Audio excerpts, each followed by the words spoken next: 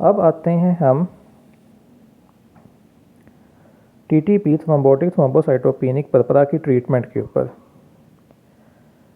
वाज़ेह रहे कि टीटीपी की फ़र्स्ट लाइन ट्रीटमेंट जो है वो प्लाज्मा एक्सचेंज है, प्लाज्मा फेरेसिस। प्लाज्मा फेरेसिस में हम प्लाज्मा फेरेसिस मशीन के ज़रिए पेशेंट का प्लाज्मा एक्सचेंज करेंगे, जिसका फ़ायदा ये होगा, करने की वजह यह है कि auto antibody ADAMTS13 auto antibody जो कि ADAMTS13 एंजाइम को ख़राब करती है, और ये 80% केसेस टीटीपी के उनके अंदर मौजूद होती है। ज़रूरी नहीं है कि हर टीटीपी के केस के अंदर ADAMTS13 एंटीबॉडी मौजूद हो, किसी और वजह से भी ये एंजाइम एक्वायर्ड काजेज़ में और किसी और वजह से भी डिफेक्टिव हो सकता है। लेकिन आलमोस्ट 70 to 80% में वजह जो है ADAMTS13 एंटीबॉडी ही है, ऑटो एंटीबॉडी, जो कि ADAMTS13 के फंक्शन को, इस एंजाइम को ख़राब कर रही है। तो ये प्लाज्मा एक्सचेंज करने की वजह से ये बॉडी से वॉश आउट हो जाएगी, निकल जाएगी।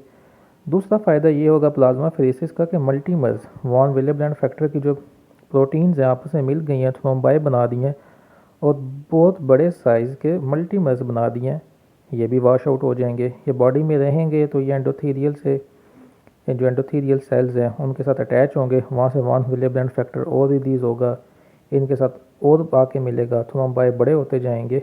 तो इस वजह से थ्रोम्बाई जो है मौजूद है बॉडी में, उन थ्रोम्बाई सारे वॉश आउट हो जाएंगे, तो ये जो विशियस साइकिल है ये रुक जाएगा यहाँ पे। तीसरी वजह, प्लाज्मा एक्सचेंज के दौरान FFPs ट्रांसफ्यूज़ किए जाते हैं। FFPs के अंदर फंक्शनल ADAMTS13 एंजाइम मौजूद होता है, तो बॉडी के अंदर जो इस एंजाइम की कमी हो चुकी है वो कमी पूरी हो जाती है। जो दूसरी ट्रीटमेंट है, अगर हमारे पास प्लाज्मा एक्सचेंज फ़ौरन मौजूद ना हो या प्लाज्मा एक्सचेंज में कोई टाइम रहता हो, तो हम FFPs पेशेंट को ट्रांसफ्यूज़ कर देंगे। FFPs के अंदर अगेन फंक्शनल ADAMTS13 मेटालोप्रोटीज एंजाइम मौजूद है और वो बॉडी के अंदर इस एंजाइम की कमी को पूरा कर देगा।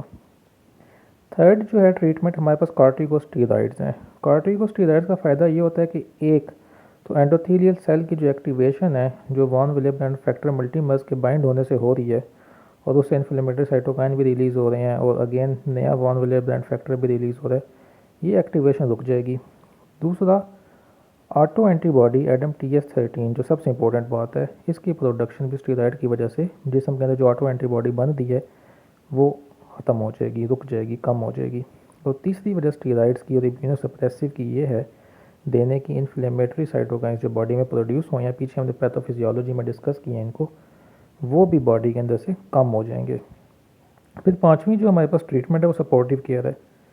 सपोर्टिव केयर के अंदर हम बंदे की बॉडी को, पेशेंट की बॉडी को हाइड्रेट करते हैं, और अगर उसमें इंतहाई HB कम है तो उसको ट्रांसफ्यूज़ भी करते हैं RCC के साथ।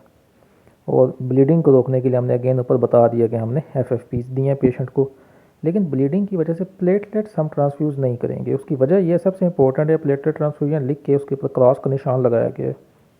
उसकी वजह यह है कि प्लेटलेट तो बॉडी में जो थे वो थ्रोम्बाई के साथ मिलके, वॉन विलेब्रेंट फैक्टर मल्टीमर्स के साथ मिलके थ्रोम्बाई बना रहे हैं।